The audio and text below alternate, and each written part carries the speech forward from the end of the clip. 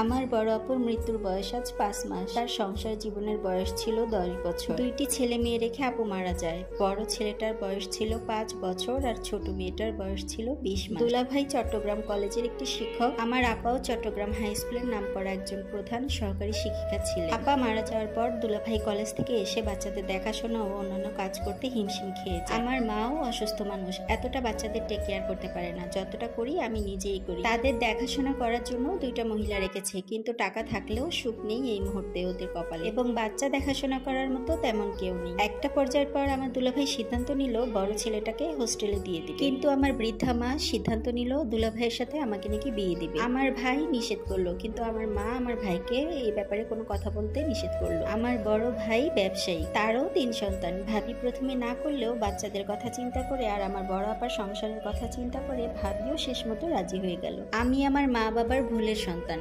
আমি আমার মা বাবার বৃদ্ধ বয়সে ভুলের সন্তান হিসেবে চলে আসি। আমাকে দুনিয়ার আলো দেখিয়েছেন। আমার বড় ভাইয়ের বিয়ের 9 মাস পর আমি এই দুনিয়াতে আসি। আমি দুনিয়াতে আসার পর আমার মা আরো বেশি অসুস্থ হয়ে যান। আমার বয়স যখন 6 বছর তখন আমার বাবা মারা যান। এরপর থেকে আমি আমার মায়ের সঙ্গী। আমার মায়ের শারীরিক অসুস্থতার কারণে আমার মাকে একটু বেশি বৃদ্ধ দেখা যায়। আমার আপু আমাকে খুব আদর করত। আমার আপুই আমার পড়াশোনার সকল খরচ চালাত। যদিও আমার মা ভাইয়ের দেওয়ার মতো অ্যাবিলিটি ছিল, তারপরও আমার আপু খুশি মনে আমার পড়াশোনার খরচটা চালাত। মা নিতে না চাইলে আপু খুব রাগারাগি করতো। আমি আপুর অনেক আদরের বোন ছিলাম। আপু থাকাকালীন অবস্থাতেই আমি আপুর স্কুল থেকে ম্যাট্রিক পাস করি। এরপর দুলাভাইয়ের কলেজে আমাকে আপু নিজেই ভর্তি করে। এখন ইন্টারে পড়ি, কিন্তু দুলাভাইয়ের সাথে আমার বিয়ের কথা শুনে আমি তো সবার সাথে রেগে গেলাম। কি বলে এরা, দুলাভাই আমার থেকে বয়সে কত বড়, আমি তো একেবারে কান্নাটানা করি। আমার আম্মা আমাকে বুঝিয়ে বলে এগুলো আমাদের চট্টগ্রামে অহরহর হয়। 60 বছরের বুড়া 15 বছরের মেয়েকেও বিয়ে করে আমাদের চট্টগ্রাম। আমার মা আমাকে বলে দেখ আমার নাতি নাতনিগুলো মা পাবে, আর আমার সেই বয়স নেই যে এখন এই বয়সে এসে আমি নাতনি পালতে পারবো। আর যদিও তাদের কাজের মানুষের কাছে রাখি, তারা কি সেই মায়ের ভালোবাসা আদরটা পাবে?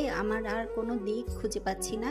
আমার এই দিকটাই খোলা আছে, তুই একটু ভেবে চিন্তে। আমি এখন মরলেও আমার কলিজাটা পচবে না এই বাচ্চাদের চিন্তা। আমার মায়ের শরীরটা এমনিতেই অনেক খারাপ, এই সকল চিন্তা করে আমার মা আরো বেশি অসুস্থ হয়ে যাচ্ছে। আমার মা দুলাভাইকে এই বিষয়ে বললে আমার দুলাভাই বলে ওকে আমি ছোট বোন হিসেবে দেখেছি, ও আমার ছোট বোন। সেই সাথে আমার দুলাভাই বলে যে মা আপনি তো আমার বয়সটাও জানেন, আমি বুঝতেছি না আমি কোনটা করব, কোনটা করা আমার জন্য ভালো হবে। তুমি বিয়ে করলে এদের মায়ের অভাব হবে না, তুমি আমার ছোট মেয়েটাকে বিয়ে করে নাও বাবা, তুমি আরো অমত করো। আমার মা পারে না দুলাভাইয়ের পায়ে ধরার মতো অবস্থা। তবে সত্যি বলতে ভাইয়া খুব ভালো মানুষ। আপুরই 10 বছর সংসারে ভাইয়ার প্রতি আপুর কোনো অভিযোগ ছিল না। তবে আপুর শাশুড়িটা ছিল একটু জঘন্য, উনিও মারা গেছে আজ অনেক বছর হলো। আমার মায়ের কান্নাকাটি দেখে দুলাভাই আর না করতে পারেনি। আপুর গয়নাগাটি আর বিয়ের একটা শাড়ি কিনে আমার জন্য আমার মা দুলাভাই কিনে নিয়ে আমার মা ভাবিকে বলে আর ভাবি গিয়ে কিনে নিয়ে তারপর বাসায় কাজে এনে কোনো রকম বিয়েটা হয়। বিয়ের আগে আমার ভাই আমার জন্ম